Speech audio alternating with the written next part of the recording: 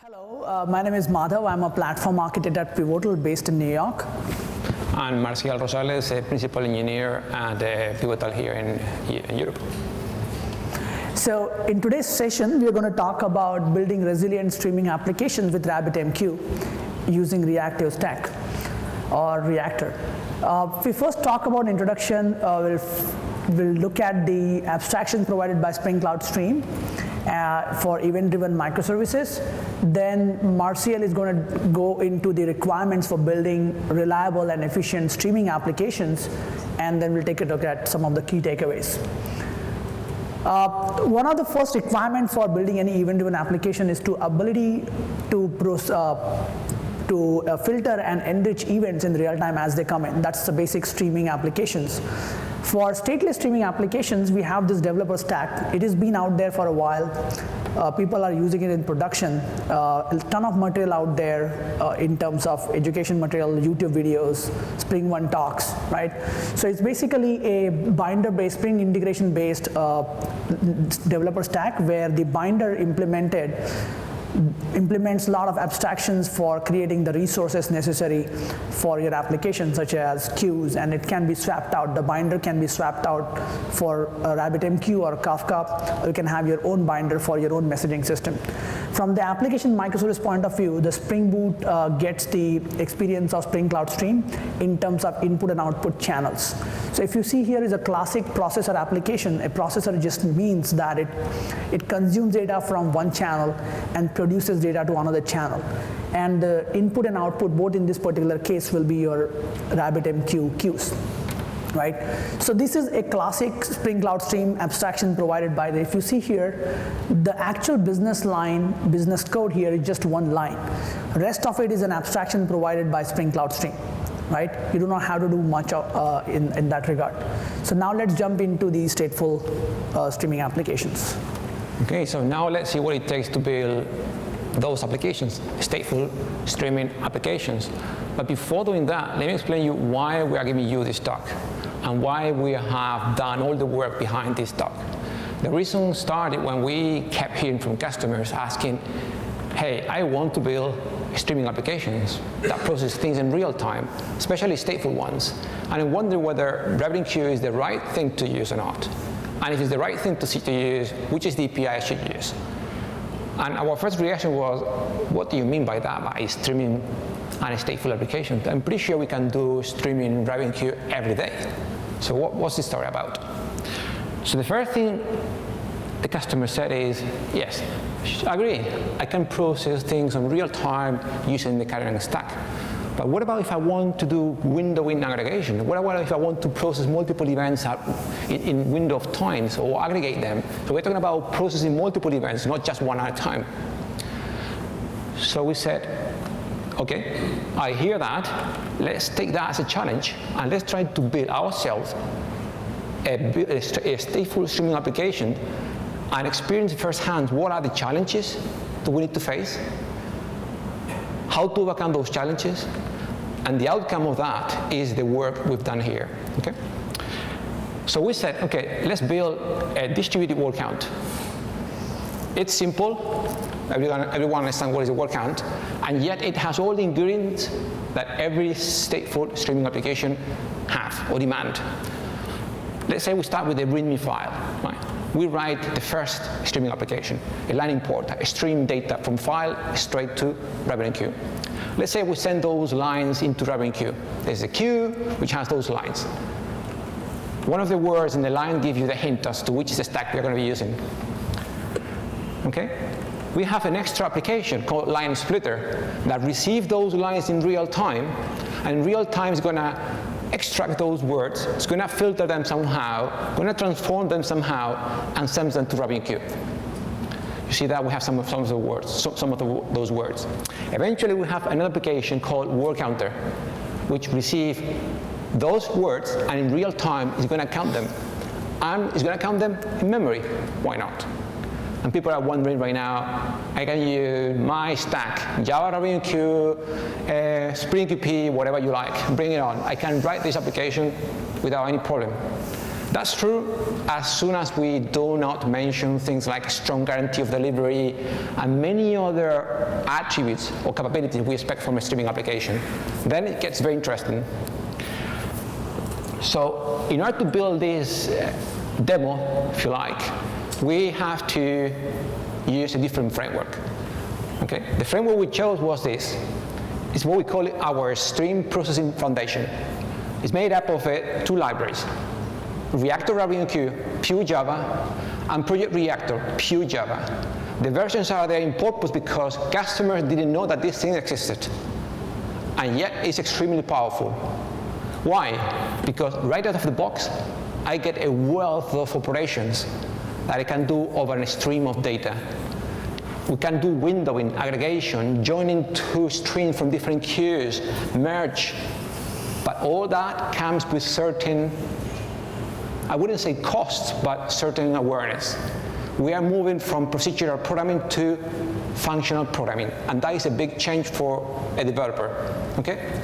Now, the stream processing foundation is just a foundation.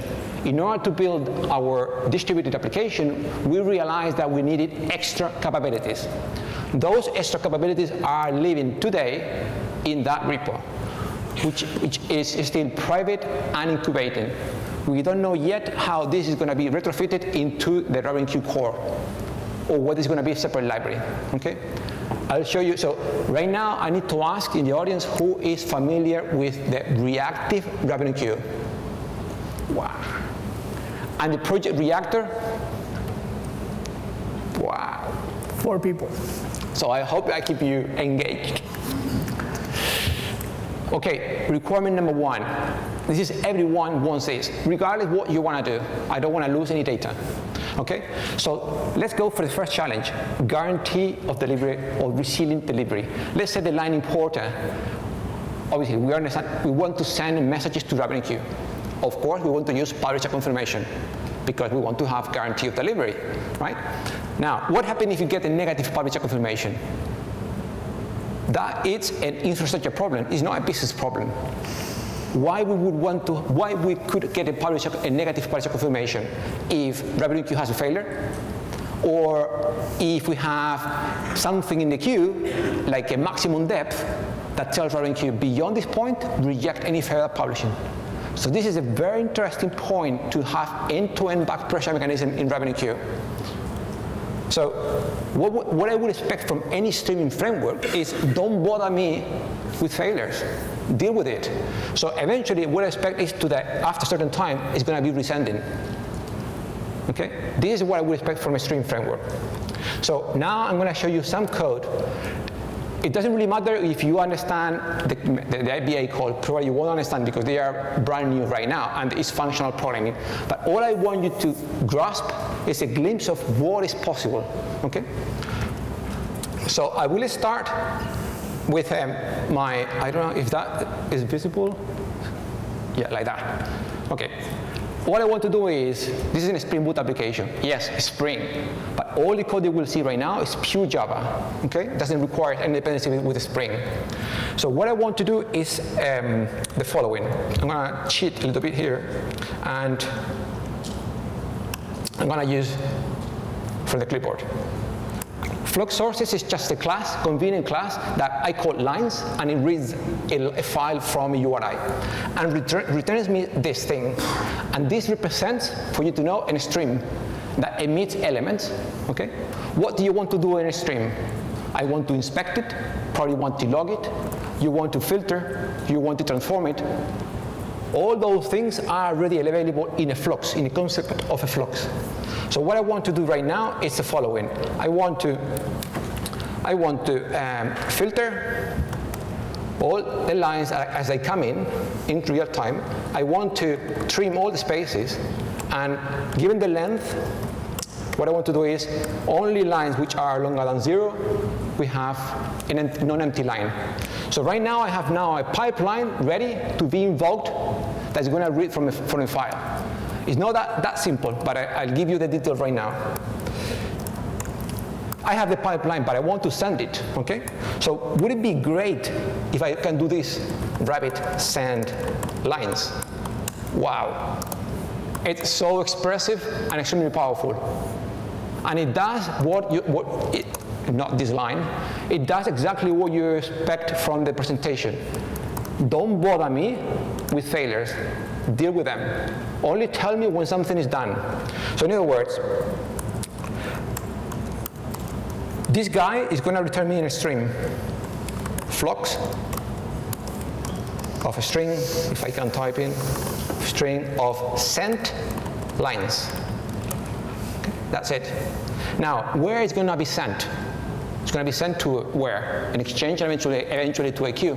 And this can, for me, is a very revolutionary concept that the Reactive RabbitMQ introduced a year ago or something when they introduced this API, which is how cool could be to treat a queue like in a stream, where if I put something in a stream, bam, it goes to a queue. Or treating a queue as a stream where I can read from a stream whatever is in the queue. No channel, nothing, no publishing, just streams. So this is what we are doing right now here. Let's say we have the possibility of doing this. Hey, Rabbit, using some queues that I'm going to tell you, I'm going to call it settings. What about if I create a stream and I call this stream lines, right? And how cool would be that don't bother me with messages. I want to get business object. For me, in this case, this business object is in a string. But imagine this could be anything. Anything. Under the covers is using AVRU serialization, deserialization by default. So now, this is going to be returning what? A lines stream. And now I can do something like, what is this? This is a topic. This is the stream that I told you that connects a stream to a queue. And now what I can do, okay, line stream. What I wanted to do is just simply send lines. How cool is that? So now, with all the guarantees, the code is very focused on what we're trying to achieve. So the next thing is, maybe we don't want to finish here. Maybe we want to do something else. So sometimes you see in lots of demos that a streaming is about receive a line or receive something and send something. That's it. But you probably want to change this operation with something else. Let's say if I want to calculate the throughput of things sent to the RabbitMQ. What about if I want to save to the file the last line sent so I can recover? What about if I can do this something like this? I'm going to cheat again. How about that? I got send lines, and all the code that you see here, these 4 lines, this is for free, thanks to the reactor. We are not making things up, and it's been there for a good while. We want to window all the send lines. We want to then calculate how many things are appearing in that window. When the window closes, it emits a result, a number, a count. And then this scan operator, what it does is able to process things as they go through the pipeline, take into account an accumulated value from the previous events. So I can calculate, now I got 5, and now I got 2 plus 5, 7, like that. And now I can print out the total sent lines per second. Again, this is too much to absorb now. But all I want you to take is that a streaming application is not just about dealing with RabbitMQ. It even goes beyond RabbitMQ. If you have a toolbox ready for you to use, and you have RabbitMQ also supporting it, and you can use Redis, because Redis also has a reactive RabbitMQ, a reactive API, or you can use a relational database which has a reactive driver. Everything is reactive. So with this, MATLAB continues with the cool stuff. Thanks, Marcial. So by the way, he's very humble. He forgot to tell you that the reactive abstraction that he has built is actually his contribution. So thank you, Marcial. Distributed word count. The challenge here we are talking about is end-to-end pipeline delivery. Now, Marcial discussed about reading the data from a file system and putting that into RabbitMQ. But how about processing the data, intermediate processing as a processor, and then producing the data to another RabbitMQ queue, right? So for that purpose, we are here reading this data from lines queue. We're going to process that data in the line splitter and split the line into multiple words, and each word becomes a separate message on a words queue, because at the end of the day we want to count the words, right? So we have to split the line. So basically it represents your business logic for the lines words count application. So LineSpirit is going to split that. But on what basis LineSplitter will let the lines queue know that, hey, I have processed the line, now it is good for you to go ahead and delete the line from the queue? Only upon confirmation that the processing is complete. What is the confirmation where the processing is complete? The confirmation is that the word is actually successfully published to the words queue.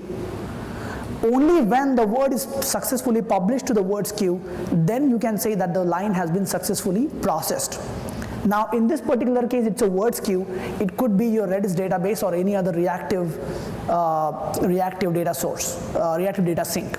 Okay, so upon confirmation that I have received 3 messages here, because I sent 3 words, I need to receive 3 published confirmations. On that, I'm going to send it acknowledgement to the lines queue. That means its end-to-end delivery guarantees is established here. If there is a failure here, right, in that case the LineSplitter will not send an acknowledgement to the lines queue. Just receiving the line from the lines queue is not a successful processing of the line, right? It has to actually persist the data as well. So never act a message until we have successfully processed it. That's the number 1 principle for delivery guarantees. The number 2 principle is, how do we efficiently manage these delivery guarantees? Can you really efficiently manage like hundreds of thousands of lines perhaps you're receiving from the lines queue? Does it make sense to acknowledge them one by one? Right? It's not a good utilization of your network resources. In that case, the ideal will be that you receive multiple lines as a stream, right? And the acknowledgement is sent in a windowed fashion to the lines queue, so that multiple acknowledgements are sent together. So that will improve the performance. So it will guarantee the delivery and improve the performance.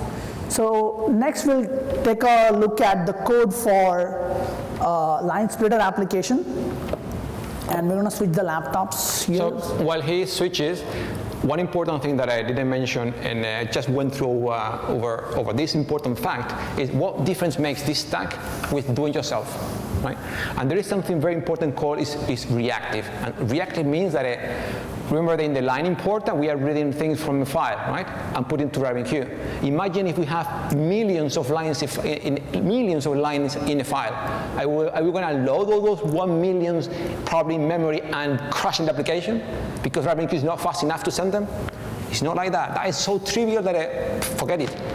Reactive is about the lines in a file is a reactive pipeline. Sending is a reactive pipeline. In other words, sending is going to ask the sender, send me some data, and whenever I tell you, send me more. So this is the only way to have predictable responses and ability to build scalable applications nowadays. Yeah. So here we are taking a look at the LineSplitter application. The first part here is just a resource definition. I'm going to need the lines resource and words resource. Line resource basically indicates the wiring that is necessary to get data from the lines queue, and the words basically represents the wiring that is necessary to write data to the words queue. Okay. Now here the important part starts. If you see here that traditionally what is happening is when you're reading the data, if you want to deliver the acknowledgement, then you get the acknowledgeable delivery. Now that has a mechanism in place to allow you to tell that, hey, I received the message or not. However, that is not a typed, it's a byte array.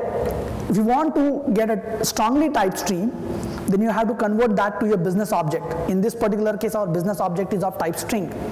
But as soon as you convert it to your business object, you lose the ability to send acknowledgement. So for that purpose, the abstraction built here is a transactional topic stream, which gives you the business object strongly typed stream, as well as it is encapsulated in the transaction semantics. Does it make sense? So, and this is the stuff that Martial has contributed, and if there is enough customer requirement, it will be absorbed in the upstream open source as well.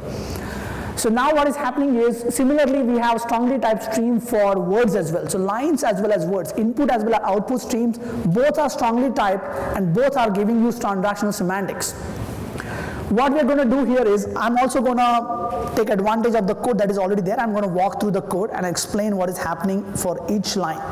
So the first thing here is, we're going to receive the line in a streaming fashion. As you see, the receiving is happening on the flux. Flux is a way of receiving one or more collection of data in a streaming fashion, but it is a strongly typed transactional stream that you are receiving. Once you receive that, you're going to process that stream and produce a bunch of words again as a stream.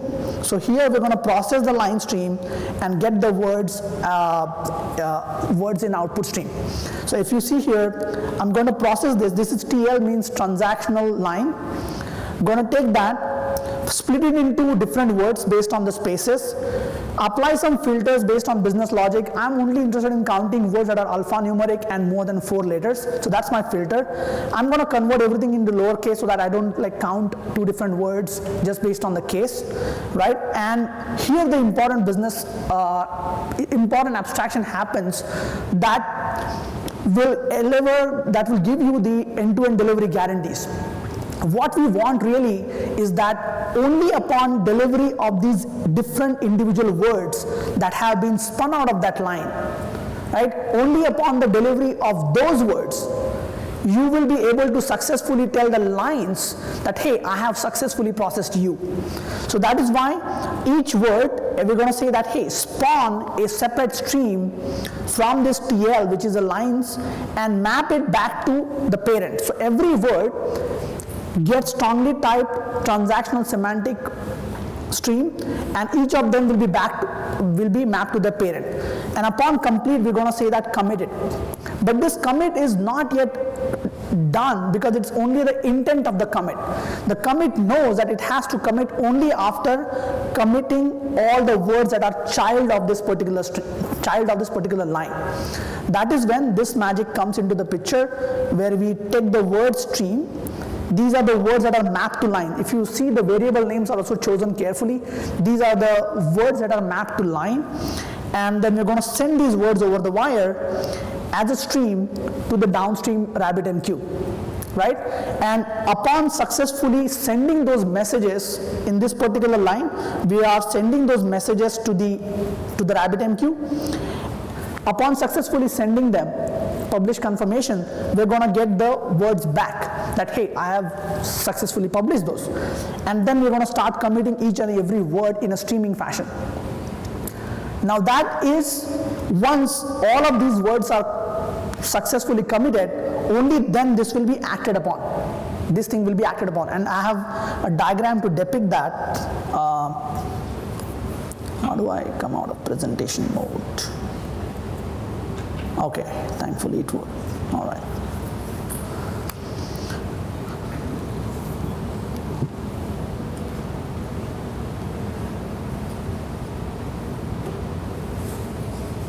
So we've done this. Okay, so this is where we started. We read the line from the LineSQ as a line strongly typed object, but encapsulated with the transaction semantics. Then we spun multiple words out of it because of the splitter, but they are mapped to the line. They're mapped to the parent. When those words are sent to the words queue in a streaming fashion, and obviously it is declared the intent that, hey, I want to commit, because from the line's point of view, it has done its processing. It has split the word, it has done its processing. But the commit is not yet acted upon because the words are yet to be returned to the queue. Once the words are yet successfully returned to the queue, publish confirm happens, then each of these words starts committing, right? And when each of these words commit and communicate back to the lines that particular line, only then that commit of the line is acted upon and acknowledgement is sent back to the lines queue. And obviously all of this, multiple lines are grouped together. Acknowledgement for multiple lines is grouped together for network efficiency, resource efficiency. So that basically guaranteeing delivery in streaming across distributed systems. Those 3-4 lines of code is giving you end-to-end delivery guarantees in efficient manner across distributed systems. So this upstream queue that you see here, this could be one system. This downstream queue you see here could be another system, completely running on different machines or different cluster. It could even be Redis or any other reactive data sync.